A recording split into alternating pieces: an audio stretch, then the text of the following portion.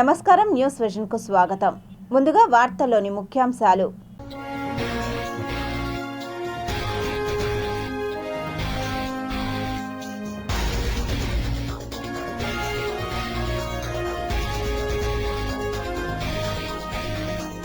ముంబైలో అడుగుపెట్టిన చరిత్రాత్మక కత్తి, మరాఠా వారసత్వం పునరుద్ధరణ.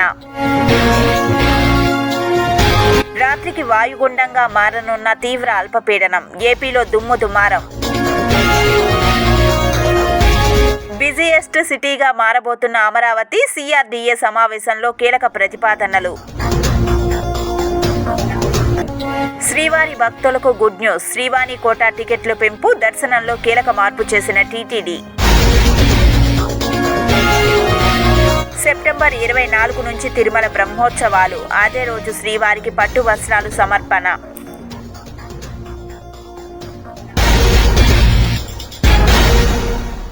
తిరుమల శ్రీవారిని పలువురు ప్రముఖులు దర్శించుకుని మొక్కులు చెల్లించుకున్నారు. తిరుమల శ్రీవారిని నైవేద్య విరామ సమయంలో తెలంగాణ రాష్ట్ర దేవాదాయ మరియు అటవీ శాఖ మంత్రి కొండా సురేఖ, తెలంగాణ ఎమ్మెల్యేలు Vemula Prashanthi Reddy, Mynampally Rohit, table tennis star Naina Jaiswal మరియు సినీ నటులు ఆమని, రమ్యశ్రీ, నటుడు ప్రియదర్శిలు శ్రీవారిని దర్శించుకుని మొక్కులు చెల్లించుకున్నారు. ఆలయ అధికారులు వీరికి దర్శన ఏర్పాట్లు చేయగా ఆలయ అర్చకులు వేద ఆశీర్వచనాలతో తీర్థ ప్రసాదాలను అందించారు. తిరుమల స్వామి కొండ మీదకి దర్శనాని కోసం రావడం జరిగింది. ఈరోజు నా పుట్టినరోజు సందర్భంగా స్వామివారిని దర్శించుకొని ఆశీర్వచనం తీసుకోవాలని మా కుటుంబ సమేతంగా వచ్చి ఈరోజు దర్శనం, ఉదయం తోమాల సేవ, అదేవిధంగా స్పెషల్ విఐపి దర్శనం కూడా చేసుకొని ఆశీస్సులు తీసుకొని బయటకు రావడం జరిగింది. ఈరోజు తిరుమల శ్రీవారిని దర్శనం చేసుకొని చాలా ఆనందంగా ఉంది. ఎందుకంటే నేను ప్రతిసారి తిరుమలకి వస్తూనే ఉంటాను. ఎందుకంటే నా పర్సనల్ బిలీఫ్ ఏంటంటే శ్రీ వెంకటేశ్వర స్వామి కృప మరియు ఆశీర్వాదం ఉంటే మన జీవితము సంతోషంగా మరియు సులభంగా సాగుతుంది. తిరుమలలో రద్దీ సాధారణంగా ఉంది. వరుస సెలవులతో భారీగా పెరిగిన రద్దీ తిరిగి సాధారణ స్థితికి చేరుకుంది.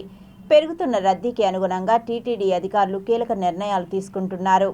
టీటీడీ శ్రీవాణి దర్శనం విషయంలో కీలక మార్పులకు సిద్ధమైంది. ఇప్పటికే శ్రీవాణి దర్శనం టికెట్ల జారీ కేంద్రాన్ని అదనపు ఈవో కార్యాలయం వెనుక నుంచి అన్నమయ్య భవన్ ఎదురుగా ఉన్న భవనంలోకి మారుస్తున్నారు. పెరుగుతున్న రద్దీకి అనుగుణంగా ఈ నిర్ణయం తీసుకుంటున్నారు.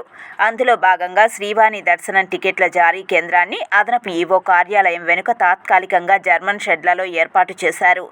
ఇప్పుడు దానిని శాశ్వతంగా అన్నమయ్య భవన్ ఎదురుగా ఉన్న భవనంలోకి మారుస్తున్నారు. కొత్త టికెట్ల జారీ కేంద్రంలో క్యూ లైన్లు, ఫర్నిచర్ ఏర్పాటు చేశారు. ఇప్పుడు శ్రీవాణి టికెట్ల కోసం భక్తుల నుంచి భారీగా డిమాండ్ నెలకొన్న నేపథ్యంలో టికెట్ల కోటాను పెంచాలని టీటీడీ నిర్ణయించింది. తాజా నిర్ణయం మేరకు 1500 టికెట్ల కోటాను 2000 టికెట్లకు పెంచాలని డిసైడ్ అయింది. అదేవిధంగా ఇకపై ప్రతిరోజు కరెంటు బుకింగ్ కోటా కింద తిరుమలలో 2000 టికెట్లు, రేణిగుంట విమానాశ్రయంలో 400 టికెట్లు జారీ చేయాలని టీటీడీ నిర్ణయం తీసుకుంది. ఇదే సమయంలో శ్రీవాణి దర్శన సమయంలో కూడా టీటీడీ మార్పులు చేసింది. ప్రస్తుతం ఉదయం శ్రీవాణి టికెట్స్ కలిగిన భక్తులను దర్శనానికి అనుమతిస్తుండగా ఇకపై సాయంత్రం దర్శనానికి కూడా అనుమతి ఇవ్వాలని డిసైడ్ అయింది. దీని ద్వారా గదులకు నెలకొని ఉన్న డిమాండ్ తగ్గుతుందని టీటీడీ అధికారులు భావిస్తున్నారు. ఆఫ్లైన్, ఆన్లైన్ శ్రీవాణి టికెట్లను పొందిన భక్తులకు తిరుమలలోని వైకుంఠం క్యూ కాంప్లెక్స్ 1 వద్ద సాయంత్రం 4:30 రిపోర్టింగ్ సమయం కేటాయిస్తోంది. ఈ మేరకు టీటీడీ అధికారికంగా నిర్ణయం వెల్లడించనుంది. తిరుమలలో ఈ ఏడాది వార్షిక బ్రహ్మోత్సవాలు సెప్టెంబర్ 24 నుంచి అక్టోబర్ 2 వరకు జరగనున్నాయి. ఈ నేపథ్యంలో టీటీడీ ఈవో శ్యామలరావు అధికారులతో కలిసి అన్నమయ్య భవనంలో సమీక్షా సమావేశం నిర్వహించారు. రాష్ట్ర ప్రభుత్వం తరఫున సీఎం చంద్రబాబు నాయుడు సెప్టెంబర్ 24న బ్రహ్మోత్సవాల తొలి రోజు పట్టు వస్త్రాలను సమర్పించారు. సెప్టెంబర్ 28న గరుడ సేవ, అక్టోబర్ 2వ తేదీన చక్రస్నానం ఉంటుందని టీటీడీ ఈవో తెలిపారు. రద్దీ నిర్వహణకు రద్దీని ముందుగా అంచనా వేసి ముందస్తు జాగ్రత్తలు చేపట్టాలని ఆదేశించారు. అలిపిరి తనిఖీ కేంద్రం వద్ద వాహన రాకపోకలను అంచనా వేసేందుకు టెక్నాలజీ సాయం తీసుకోవాలని ఈవో నిర్ణయించారు. ఎక్కువ మంది భక్తులు ఆర్టీసీ బస్సుల్లో ప్రయాణించేలా చర్యలు చేపట్టాలన్నారు. ఆలయంలో, గ్యాలరీల్లో భక్తుల రద్దీ ఎక్కువగా ఉండే ప్రాంతాల్లో జిల్లా పోలీసులతో సమన్వయంతో భద్రత, బందోబస్తు ఏర్పాట్లపై ప్రత్యేక దృష్టి పెట్టాలని దిశానిర్దేశం చేశారు. తిరుమలలో పార్కింగ్ స్థలాలను ఎంపిక చేసి ట్రాఫిక్ సమస్య తలెత్తకుండా చర్యలు చేపట్టాలని ఆదేశం. ఆలయ కైంకర్యాలు, వాహన సేవలు, ఇంజనీరింగ్ పనులు, వసతి గృహాలు, కళ్యాణకట్ట, అన్నప్రసాదం, పారిశుద్ధ్యం, గార్డెన్ విభాగం అలంకరణలపై ఈ సమావేశంలో సమగ్రంగా చర్చించారు. శ్రీవారి బ్రహ్మోత్సవాలు 2025 ముఖ్య తేదీలు: 16/9/2025 కోయిల్ ఆళ్వార్ తిరుమంజనం, 23/9/2025 శ్రీవారి బ్రహ్మోత్సవాలకు అంకురార్పణ, 24/9/2025 ధ్వజారోహణం, 28/9/2025 గరుడ వాహనం, 1/10/2025 రథోత్సవం, 2/10/2025 చక్రస్నానం. ప్రతిరోజు ఉదయం 8 గంటల నుంచి 10 గంటల వరకు, సాయంత్రం 7 నుంచి 9 గంటల వరకు వాహన సేవలు ఉండనున్నాయి. బ్రహ్మోత్సవ రోజుల్లో భక్తుల రద్దీ దృష్టిలో ఉంచుకొని ప్రోటోకాల్ ప్రముఖులకు మినహా వీఐపీ బ్రేక్ దర్శనాలు రద్దు చేశారు. వృద్ధులు, దివ్యాంగులు, చంటి పిల్లల తల్లిదండ్రులు, ఎన్ఆర్ఐ దాతల దర్శనాలు కూడా రద్దవుతాయి. బ్రహ్మోత్సవాల నేపథ్యంలో 27/9/2025 రాత్రి 9 గంటల నుంచి 29/9/2025 ఉదయం 6 గంటల వరకు తిరుమల ఘాట్ రోడ్లలో ద్విచక్ర వాహనాలకు అనుమతి నిరాకరించాలని టీటీడీ అధికారులు నిర్ణయించిన సంగతి తెలిసిందే. భక్తుల రద్దీకి తగిన విధంగా లడ్డూలు నిల్వ ఉంచుకునేలా కూడా చర్యలు చేపట్టారు. తిరుమల శ్రీ వెంకటేశ్వర స్వామి దర్శనం కోసం వచ్చే భక్తులు దళారుల ఉచ్చులో పడవద్దని తిరుమల తిరుపతి దేవస్థానం హెచ్చరించింది. శ్రీవారి దర్శనం, వసతి కోసం అధికారిక వెబ్సైట్ లేదా టీటీడీ జారీ కేంద్రాల ద్వారా టికెట్ పొందాలని సూచించింది. దళారులు భక్తులను మోసం చేసే సంఘటనలు పెరుగుతున్న నేపథ్యంలో ఈ హెచ్చరిక జారీ చేసింది. భక్తులు నేరుగా టీటీడీ సేవలను వినియోగించుకోవాలని, మధ్యవర్తులను నమ్మవద్దని కోరింది. ఈ సూచనలు భక్తులను మోసాల నుంచి కాపాడేందుకు ఉద్దేశించినవి. ఇటీవల వీఐపీ బ్రేక్ దర్శనం పేరుతో కొందరు దళారులు భక్తులను మోసం చేశారు. హైదరాబాద్కు చెందిన నరేంద్ర, నటరాజ శర్మ అనే దళారులు 12 మంది భక్తుల నుంచి 90,000 రూపాయలు వసూలు చేసి మోసం చేశారు. ఈ ఘటనపై హైదరాబాద్లో 12 కేసులు నమోదయ్యాయి. ఇలాంటి మోసాలు జరగకుండా భక్తులు అప్రమత్తంగా ఉండాలని టీటీడీ అధికారులు తెలిపారు. దళారుల గురించి సమాచారం ఉంటే టీటీడీ నిఘా విభాగానికి ఫిర్యాదు చేయాలని సూచించారు. దళారుల చేతిలో మోసపోయామని భక్తుల నుంచి టీటీడీకి తరచూ ఫిర్యాదులు వస్తున్నాయి. వీఐపీ దర్శనం, తక్షణ వసతి సదుపాయం వంటి ఆకర్షణీయ ఆఫర్లతో భక్తులను ఆకర్షిస్తున్న దళారులు డబ్బులు వసూలు చేసి మాయమవుతున్నారు. ఇలాంటి మోసాలను నివారించేందుకు టీటీడీ అధికారిక ఛానళ్ల ద్వారానే సేవలు పొందాలని కోరుతోంది.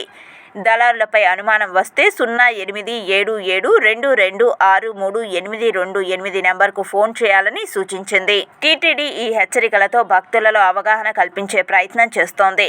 శ్రీవారి దర్శనం కోసం వచ్చే భక్తులు మోసపోకుండా జాగ్రత్త వహించాలని అధికారిక వెబ్సైట్లో నమోదు చేసుకోవాలని స్పష్టం చేసింది. దళారుల మోసాలను నివారించడంలో భక్తుల సహకారం కీలకమని, అనుమానాస్పద వ్యక్తుల గురించి వెంటనే సమాచారం అందించాలని కోరింది. ఈ చర్యలు శ్రీవారి భక్తులకు సురక్షిత, సౌకర్యవంతమైన దర్శన అనుభవాన్ని అందించడంలో సహాయపడతాయని టీటీడీ ఆశిస్తోంది. బిజీయెస్ట్ సిటీగా అమరావతి మారబోతుందని సిఆర్డీఏ సమావేశంలో కీలక ప్రతిపాదనలు చేశారు సీఎం చంద్రబాబు నాయుడు. అమరావతి రాజధాని నిర్మాణంపై ఫుల్ ఫోకస్ పెట్టింది కూటమి ప్రభుత్వం. శరవేగంగా పనులు పూర్తి చేస్తోంది. ప్రపంచంలోనే ఉత్తమ నగరంగా తీర్చిదిద్దాలన్నది లక్ష్యం. అదే సంకల్పంతో ముందుకు సాగుతున్నారు చంద్రబాబు. ఈ క్రమంలో అమరావతికి కొత్త రూపు ఇవ్వడానికి 51వ సిఆర్డీఏ అథారిటీ సమావేశంలో కీలక ప్రతిపాదనలకు ఆమోదం తెలిపారు. రాజధాని గ్రామాల్లో మౌలిక సదుపాయాల కల్పనకు 904 కోట్ల రూపాయల నిధులు కేటాయిస్తూ సిఆర్డీఏ అథారిటీ సమావేశంలో నిర్ణయం తీసుకున్నారు. నీటి సరఫరాకు 64 కోట్ల రూపాయలు, సీవరేజ్ వాటర్కు 110 కోట్ల రూపాయలు, రహదారులకు 300 కోట్ల రూపాయలు, వీధి దీపాలకు 12 కోట్ల రూపాయలు కేటాయించారు. మంగళగిరిలో జెమ్స్ అండ్ జ్యువెలరీ పార్క్ 78 ఎకరాల్లో ఏర్పాటు కోసం భూ సమీకరణ చేయాలని నిర్ణయించారు. దాదాపు 5,000 కోట్ల రూపాయల పెట్టుబడితో ఏర్పాటయ్యే ఈ పార్కు ద్వారా 20,000 మందికి ఉద్యోగ, ఉపాధి అవకాశాలు లభిస్తాయని మంత్రి నారాయణ తెలిపారు. రిటర్నబుల్ ఫ్లాట్స్లో అసైన్ భూమి అని పేర్కొనడం వల్ల తాము నష్టపోతున్నామన్న రైతుల విజ్ఞప్తి మేరకు అసైన్ అనే పదాన్ని తొలగించాలని సీఎం ఆదేశించారని తెలిపారు. స్పెషల్ పర్పస్ వెహికల్ కింద అంతర్జాతీయ విమానాశ్రయంతో పాటు వివిధ ప్రాజెక్టులు చేపట్టేందుకు అనుమతులు మంజూరు చేశారన్నారు. వాటర్ ట్రీట్మెంట్ ప్లాంట్ కోసం 2 ప్యాకేజీల కింద నీటిని శుద్ధి చేసేందుకు 411 కోట్ల రూపాయలతో ఒక ప్యాకేజీ, నీటి సరఫరా కోసం 376 కోట్ల రూపాయలతో మరో ప్యాకేజీకి ఆమోదం తెలిపారు వివరించారు. ఎస్ఆర్ఎం, విట్ సంస్థలకు మెడికల్, డెంటల్, పారామెడికల్ కళాశాలల ఏర్పాటుకు చెరో 100 ఎకరాలు కేటాయింపునకు నిర్ణయం తీసుకున్నామని మంత్రి నారాయణ వెల్లడించారు.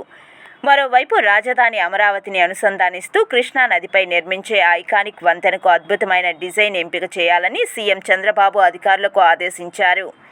సంప్రదాయ కూచిపూడి నృత్య భంగిమ సహా వేర్వేరు నూతన డిజైన్లను పరిశీలించాలని సూచించారు. ప్రతి ప్రాజెక్టు పరిధిలోనూ ఆర్థిక కార్యకలాపాలు జరిగేలా ప్రణాళికలు ఉండాలని సీఎం సూచించారు. టోటల్గా అమరావతి పనులు మరింత స్పీడప్ చేయడానికి Chandrababu and team non stop exercise కొనసాగిస్తోంది. భక్తుల సేవే పరమావధిగా ప్రతి ఒక్క అధికారి పనిచేయాలని ఆలయ ఈవో పెంచల కిషోర్ తెలిపారు. కాణిపాకం శ్రీ వరసిద్ధి వినాయక స్వామి ఆలయంలో సెక్యూరిటీగా ఉన్న హోంగార్డులకు ఏఆర్ఏఎస్పీ నందకిషోర్ ఆధ్వర్యంలో డెమో ద్వారా బాంబు స్క్వాడ్ తనిఖీలు, అత్యవసర పరిస్థితుల్లో మెడికల్ ఎమర్జెన్సీ విధానాన్ని ఏ విధంగా నిర్వహించాలో సిపిఆర్ విధానాన్ని కన్నులకు కట్టినట్లు తెలియజేశారు. ఈ నెల 27వ తేదీ నుంచి సెప్టెంబర్ 16 వరకు ఆలయంలో నిర్వహించే బ్రహ్మోత్సవాల సందర్భంగా వివిధ రాష్ట్రాలు, దేశాల నుంచి భక్తులు తరలి వస్తున్న నేపథ్యంలో వారికి ఎలాంటి అసౌకర్యం కలగకుండా చేపట్టాల్సిన చర్యలపై ఆలయ ఈవో పెంచల కిషోర్, ఏఎస్పీ నందకిషోర్లు హోంగార్డులకు దిశానిర్దేశం చేశారు. మర్యాదగా నడుచుకోవాలని, స్వామివారి దర్శనానికి వచ్చే వారికి ఎలాంటి అసౌకర్యం కలగకుండా తగు జాగ్రత్తలు తీసుకోవాలని సూచించారు. ఈ కార్యక్రమంలో DSP Sainath, AR DSP Chinni Krishna, AR admin RI Sudhakar, ఆలయ పీఎల్సీ వినాయక, హోంగార్డులు తదితరులు పాల్గొన్నారు. అక్రమ నిర్మాణాలపై కొరడా జులిపించారు చిత్తూరు నగరపాలక సంస్థ అధికారులు. జిల్లా కలెక్టర్ సుమిత్ కుమార్, ఎమ్మెల్యే గురజాల జగన్మోహన్ మార్గనిర్దేశంలో కమిషనర్ పి నరసింహప్రసాద్ ఆదేశాల మేరకు చిత్తూరు నగరంలో హైరోడ్డు విస్తరణలో భాగంగా కట్టమంచి వద్ద ఉన్న ప్రైవేటు స్థలం యొక్క భవనంను భవన యజమాని యొక్క అంగీకారంతో హైరోడ్డుకు కావలసిన 100 అడుగుల స్థలాన్ని అసిస్టెంట్ సిటీ ప్లానర్ నాగేంద్ర ఆధ్వర్యంలో జేసీబీ సహాయంతో తొలగించడం జరిగింది. ఈ కార్యక్రమంలో టౌన్ ప్లాన్ సూపర్వైజర్, టీబీపీఓలు, ప్రణాళిక సిబ్బంది పాల్గొన్నారు. రేడియాలజీ భవిష్యత్తు మరియు క్లినికల్ ప్రాక్టీస్పై రేడియాలజీ ప్రభావం అనే అంశంపై విజయవాడ నుంచి మాజీ ఇండియన్ కాలేజ్ ఆఫ్ రేడియాలజీ మరియు imaging chairman, honorary professor of radiology doctor VS Varaprasad SVIMS Padmavathi ఆడిటోరియంలో ప్రసంగించారు. గౌరవనీయులు ముఖ్యమంత్రి చంద్రబాబు నాయుడు గారు ప్రోద్బలంతో శ్రీవారి వైద్య సేవ అనేటువంటి ఒక వినూత్న కార్యక్రమాన్ని టీటీడీ ఆధ్వర్యంలో స్విమ్స్ లో నిర్వహిస్తూ ఉన్నాము. దానిలో భాగంగా జాతీయ మరియు అంతర్జాతీయంగా ప్రతిభ కనపరిచి ప్రాచుర్యం ఉన్నటువంటి డాక్టర్లని ఇక్కడ తీసుకొని వచ్చి ఇక్కడ సేవ చేసే విధంగా కార్యక్రమం రూపకల్పన చేయడం జరిగింది. దాంట్లో భాగంగానే ఈ రోజు వరప్రసాద్ గారు అనేటువంటి జాతీయ అంతర్జాతీయ ఖ్యాతి కాంచినటువంటి రేడియాలజిస్ట్ మన దగ్గరకు వచ్చి మస్కులోస్కెలిటల్ రేడియాలజీ మీద ఉపన్యాసము అది ఉన్నారు. ఇలాగ దేశంలో విదేశాల్లో ఉన్న ప్రముఖులందరినీ తీసుకొని వచ్చి మన ప్రజలకి అత్యుత్తమమైన సూపర్ స్పెషాలిటీ సేవలు అందించాలనే ఉద్దేశంతో ఈ శ్రీవారి వైద్య సేవ అనేటువంటి ఇది జరుగుతుంది. దాంట్లో భాగంగా ఈ కార్యక్రమం చేయడం నాకు ఎంతో సంతోషంగా ఉంది. శ్రీనివాసో విజయ్. రాష్ట్ర వ్యాప్తంగా అన్ని పాఠశాలలలో తెలుగు మాధ్యమాలను వెంటనే ప్రారంభించాలని, అలాగే ప్రతి హిందువుల పండుగలకు సెలవులు ఇవ్వాలని, హిందువులకు సంబంధించిన న్యాయమైన డిమాండ్లపై హిందూ ఉపాధ్యాయ సమితి నాయకులు ఆర్డీఓ ఆఫీస్ ముందు బైఠాయించి ధర్నాకు దిగారు. జాతీయ సమైక్యత అనేటువంటి పేరుతో ఇచ్చేటువంటి వ్యవస్థలు, ఇటువంటి వ్యవస్థలను కూడా ప్రభుత్వం ఇచ్చేదాన్ని మీరు ఎవరు రద్దు చేస్తారో, విజయరామరాజు అనేటువంటి వ్యక్తి కూడా, ఒక అధికారి కూడా ఇదే విధంగా మాట్లాడడం జరుగుతుంది. హిందూ పండుగలంటే నిర్దాక్షిణ్యంగా తొక్కివేస్తుంది. ఈరోజు 50% అనేటువంటి OH అనే కొత్త నిబంధన తీసుకొని వచ్చి ఆ నిబంధన వల్ల హిందువులు కొట్టుకుని సచ్చే విధంగా చేస్తున్నారు. విద్యార్థులకు సెలవులు ఇవ్వాలి. ప్రపంచంలో ఎక్కడైనా కానీ విద్యార్థులకు సెలవులు ఇస్తారు. లేదు విద్యార్థులకు కాదు ఉపాధ్యాయులకు ఇస్తాము, మీరు 50% తీసుకొని కొట్టుకు సావండి అనేటువంటి ఉద్దేశంతో విజయరామరాజు అనే వ్యక్తి మాట్లాడటం చాలా దారుణమైన విషయము. ఇది హిందూ వ్యతిరేకమైన తీవ్రమైనటువంటి వ్యవస్థ. తర్వాత రాష్ట్ర ప్రభుత్వం తెలుసో తెలియక ఇంకా తెలుగు మాధ్యమాన్ని ఎందుకు ప్రారంభించలేదని అడుగుతున్నాను. ఈ తెలుగు రాష్ట్రంలో పుట్టి తెలుగు మాధ్యమాన్ని లేకపోవడం దరిద్రము మన ప్రపంచం ఏ దేశంలో లేదో ఈ దేశంలో మాత్రమే ఉంది. తెలుగు మాధ్యమాన్ని వెంటనే ప్రారంభించాలి. హిందూ పండుగలకు గతంలో ఏ విధంగా అయితే సెలవులు ఉన్నాయో అదే విధంగా సెలవులు ఇవ్వాలి. పిల్లలకి ఏ విధంగా అయితే సెలవులు ఇస్తున్నారో అదే విధంగా సెలవులు ఇవ్వాలి. ఎప్పుడూ లేని విధంగా కొత్త పొగడలతో అన్ని మతస్థులకు మాత్రం సెలవులను పెంచుతూ పోతున్నారు. కానీ 85% ఉన్నటువంటి హిందువులకి ఎప్పటి నుంచో వేల సంవత్సరాలుగా వస్తున్నటువంటి ఆచారాల్ని గత 10-15 సంవత్సరాలుగా తుంచివేయడం జరుగుతోంది. నగరంలోని పలు ప్రాంతాల్లో ఇల్లు, దుకాణాల ముందు డ్రైనేజీ కాలువలపై నిర్మించిన ర్యాంపులు, మెట్లు తొలగించి కాలువలు శుభ్రం చేయించాలని కమిషనర్ ఎన్ మౌర్య అధికారులను ఆదేశించారు. ప్రజా ఫిర్యాదుల పరిష్కార వేదికలో ప్రజల నుంచి వచ్చిన వినతుల మేరకు 32, 36 వార్డుల్లో KK layout, Doddapuram street, Giridhar Das lane, యాదవ వీధి, నిమ్మకాయల వీధి తదితర ప్రాంతాలలో కార్పొరేటర్లు కుర్తి సుబ్రహ్మణ్యం, శైలజ అధికారులతో కలిసి పరిశీలించారు.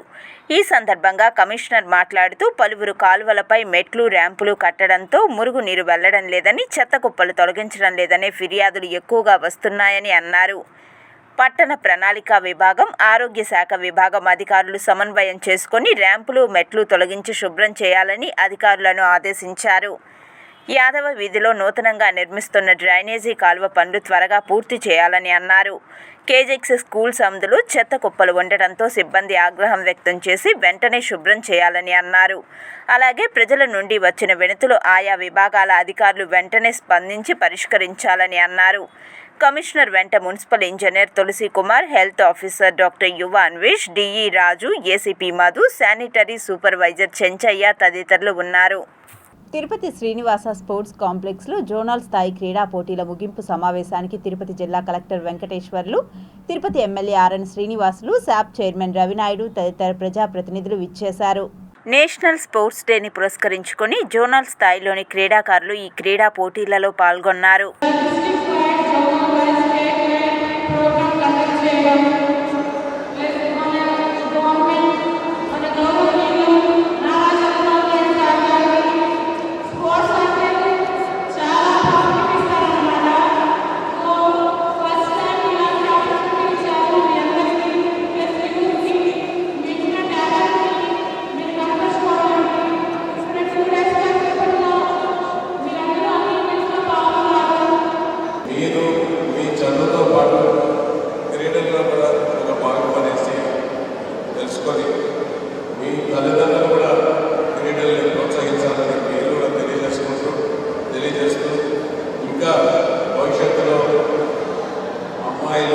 అబ్బాయిల కంటే ఎక్కువగా ఈరోజు కార్యక్రమంలో కూడా ఇంకా ఉత్సాహంతో మీరు ముందుకు రావాలి.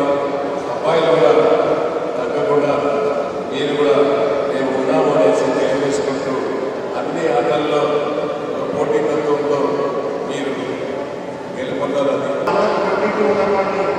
బెస్ట్ పిల్లలందరూ 10 డిపార్ట్మెంట్స్లో 10 కేటగిరీస్లో ఏదైతే మనకి athletics, archery, badminton, basketball, boxing, hockey, kabaddi, kho kho, volleyball, weight lifting వీటన్నింటిలో కూడా పెట్టుకోవడం జరిగింది.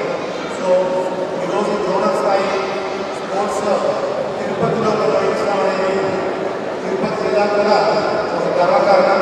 పశ్చిమ మధ్య వాయువ్య బంగాళాఖాతంలో కేంద్రీకృతమైన తీవ్ర అల్పపీడనం సోమవారం రాత్రి వాయుగుండంగా బలపడే అవకాశం ఉందని విపత్తుల నిర్వహణ సంస్థ మేనేజింగ్ డైరెక్టర్ ప్రకాష్ జైన్ వెల్లడించారు. మంగళవారం ఉదయానికి వాయుగుండంగా దక్షిణ ఒడిశా, ఉత్తరాంధ్ర తీరాలను దాటే అవకాశం ఉందని పేర్కొన్నారు. కోస్తా తీరం వెంబడి గంటకు 40 నుంచి 60 కిలోమీటర్ల వేగంతో ఈదురుగాలులు వీచే అవకాశం ఉందన్నారు. సముద్రం అలజడిగా ఉంటుందని, మత్స్యకారులు సముద్రంలో వేటకు వెళ్లరాదని సూచించారు. దీని ప్రభావంతో మంగళవారం కోస్తాలో చెదురుముదురుగా భారీ వర్షాలు కురిసేందుకు అవకాశం ఉందన్నారు.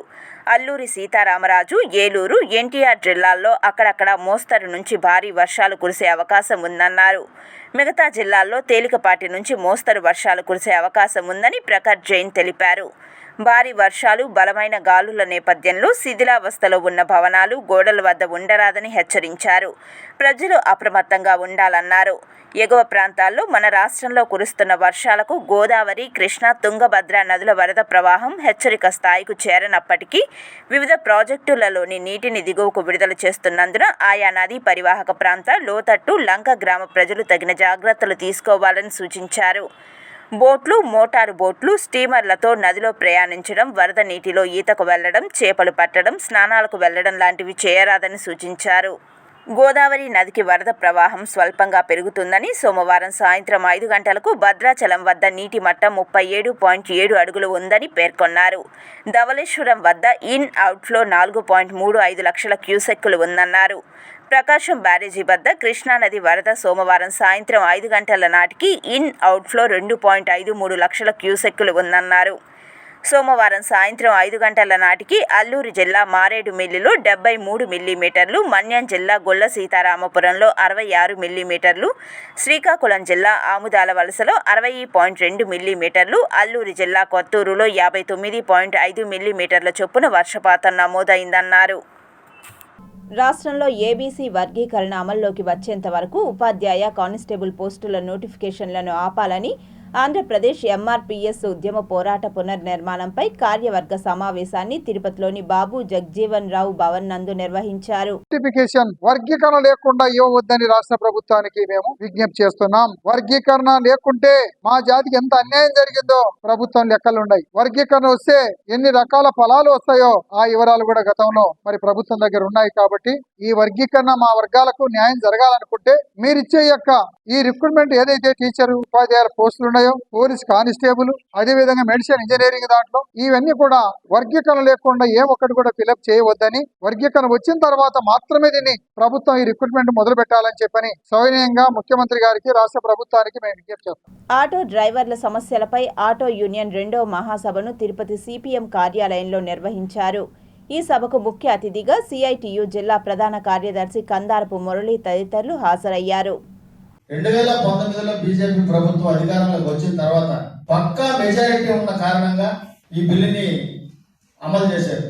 ఈ బిల్లు అమలు అయినప్పటి నుంచి ఇప్పటి వరకు ఏ రకాలైనటువంటి ఇబ్బందులు మనం ఎదుర్కొంటున్నాం అనే దానికి ఈ దేశంలో ఉన్నటువంటి రాష్ట్ర ప్రభుత్వాలన్నీ కూడా కొన్ని రాష్ట్రాల్లో ట్రాన్స్పోర్ట్ రంగంలో ఉండేటటువంటి కార్మికుల యొక్క సంక్షేమాన్ని దృష్టిలో పెట్టుకొని ఈ బిల్లులు అమలైతే రవాణా రంగంలో ఉండేటటువంటి కార్మిక వర్గం నష్టపోద్దనేటటువంటి ఆలోచనతో కొన్ని రాష్ట్రాలు అమలు చేయనటువంటి పరిస్థితి ఉంది.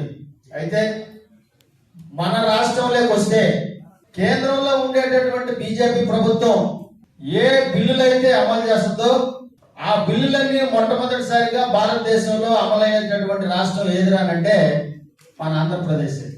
తిరుపతి ఎస్వి యూనివర్సిటీలోని 42 మంది కాంట్రాక్ట్ అధ్యాపకులను రివ్యూ పేరుతో మభ్యపెట్టి రిమూవ్ చేయడం సరైన నిర్ణయం కాదని విద్యార్థి సంఘ నాయకులతో కలిసి తొలగింపబడిన అధ్యాపకులు ఎస్వి యూనివర్సిటీ ఏడీ బిల్డింగ్ ముందు నిరసన చేపట్టారు. రివ్యూ అంటే ఓన్లీ ఏం చెప్పారు, ఓన్లీ ఇంటర్వ్యూస్లో వచ్చి వెళ్ళండి, ఆర్టికల్ ఉన్నాయా లేదా చూస్తామని చెప్పారు.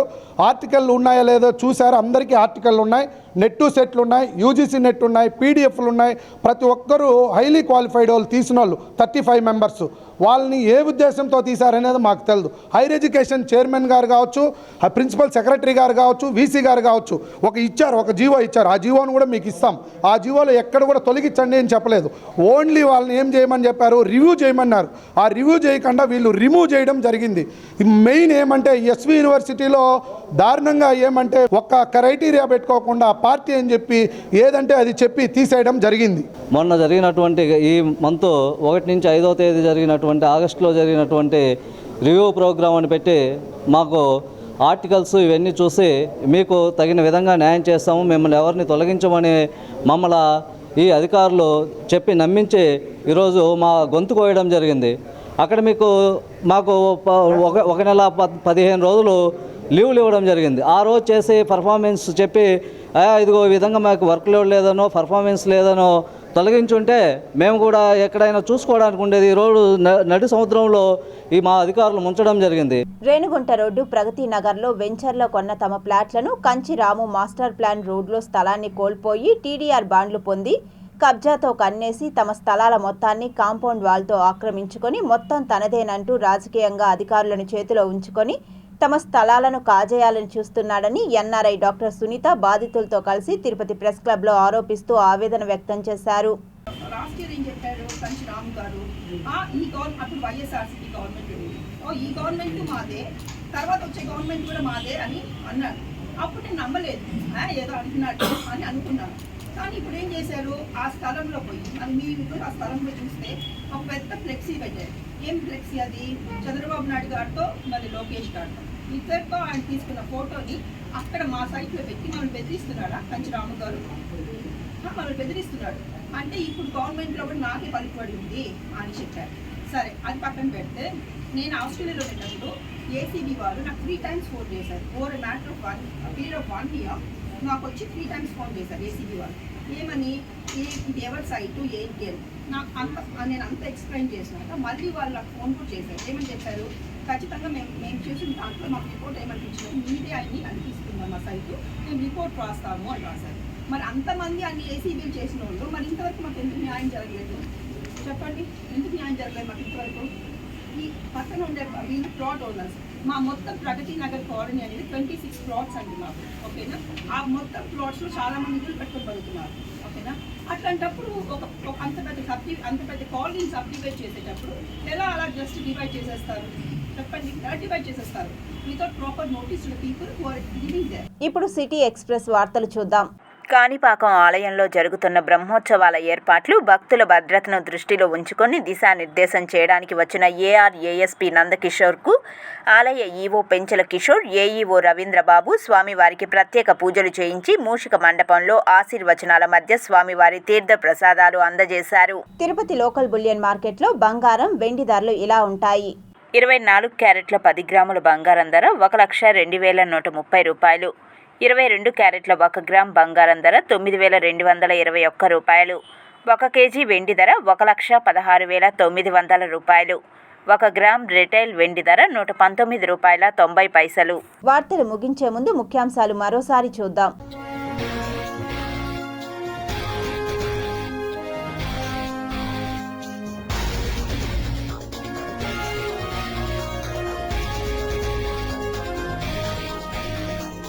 ముంబైలో అడుగుపెట్టిన చరిత్రాత్మక కత్తి, మరాఠా వారసత్వం పునరుద్ధరణ. రాత్రికి వాయుగుండంగా మారనున్న తీవ్ర అల్పపీడనం, ఏపీలో దుమ్ము దుమారం. బిజీయెస్ట్ సిటీగా మారబోతున్న అమరావతి, సిఆర్డీఏ సమావేశంలో కీలక ప్రతిపాదనలు. శ్రీవారి భక్తులకు గుడ్ న్యూస్, శ్రీవాణి కోటా టికెట్లు పెంపు, దర్శనంలో కీలక మార్పు చేసిన టీటీడీ. సెప్టెంబర్ 24 నుంచి తిరుమల బ్రహ్మోత్సవాలు, అదే రోజు శ్రీవారికి పట్టు వస్త్రాలు సమర్పణ.